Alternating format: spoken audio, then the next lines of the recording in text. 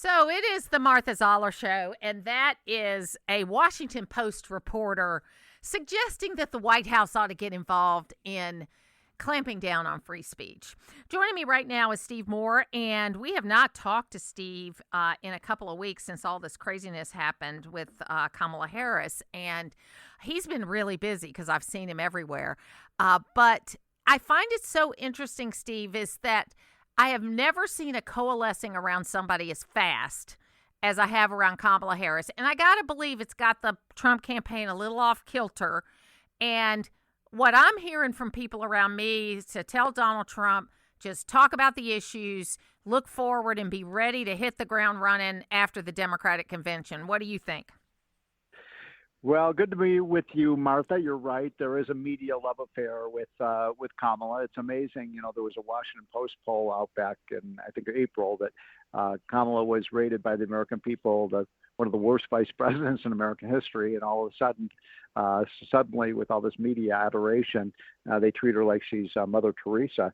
Look, that shine is going to come off as soon as people kind of we remind people exactly what she wants to do. Everything from reparations to single payer health system where you would lose your health insurance and have to go under the government system, to getting rid of the filibuster, to packing the Supreme Court, to ending fracking. I know she says she's for that now, but she's for it after she was against it, and on and on. We estimate she would add about $3 trillion to the national debt, which would relaunch inflation like we've never seen before. If you think the last 4 years were bad, wait till you have 4 years of Kamala Harris, God forbid. So I think one of the things that I think the Trump campaign needs to do is really just this one theme of like the American people of Georgia, people of Arizona, people of Michigan, people of Pennsylvania.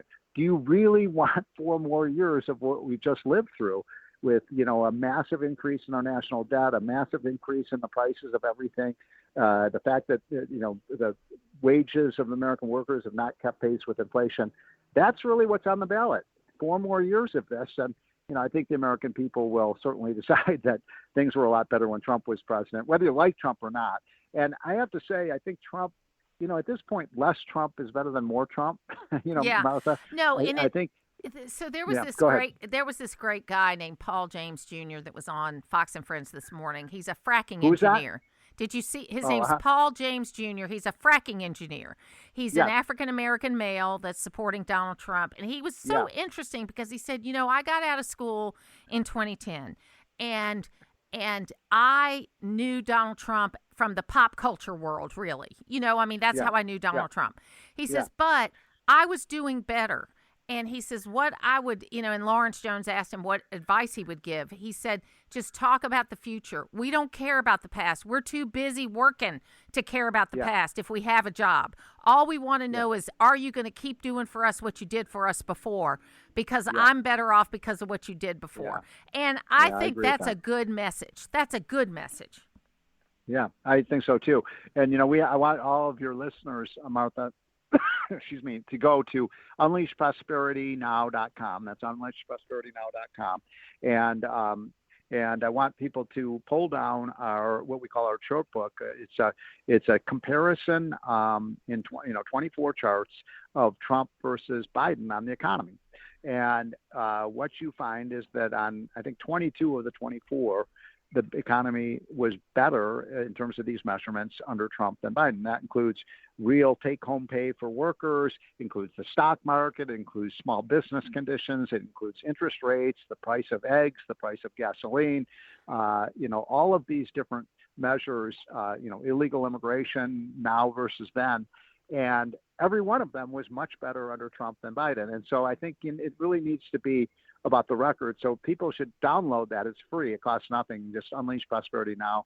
And you can get that. And it's something every American needs to be aware of, because the Democrats want to make this about personality and about abortion, right?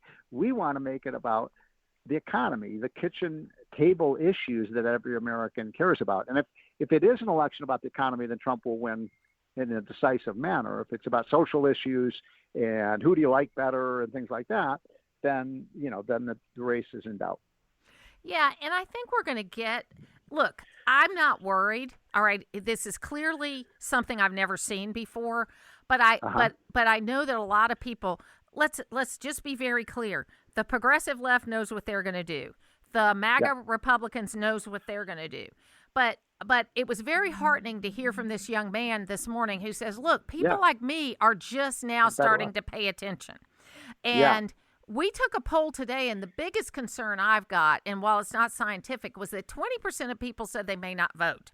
And that is, that is heavily weighted. If you look at the number of Christian conservatives that don't vote, it's shocking. So we have got work to do about getting our people out to vote, because if we get our people out to vote, we win.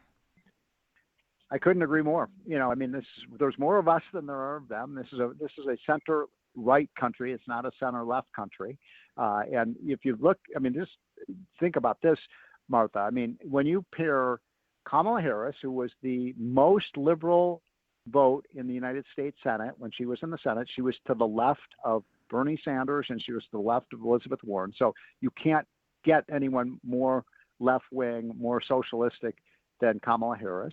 And then you pair her with arguably the worst governor in America, Dan Walz, who, by the way, was a complete lockdown artist. He kept the Minnesota economy and the schools and the churches shut down for well over 6 months, long after Georgia and Texas and Tennessee opened up their economies. And so, you could not pay. This is probably the most anti-business ticket in American history. And that's saying a lot. And so if that's what the American people want, then, I just want to make sure that they You want to know another governor that was actually worse than Tim Walz about schools was Andy Beshear.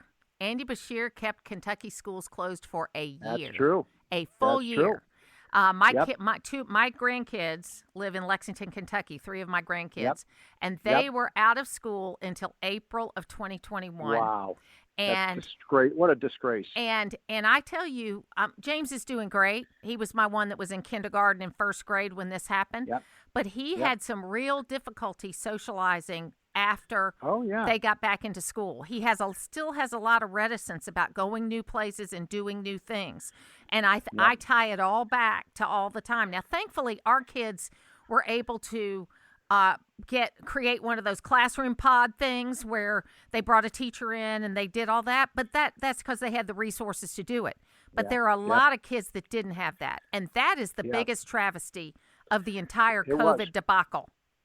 It was the greatest episode of national child abuse in the history of this country.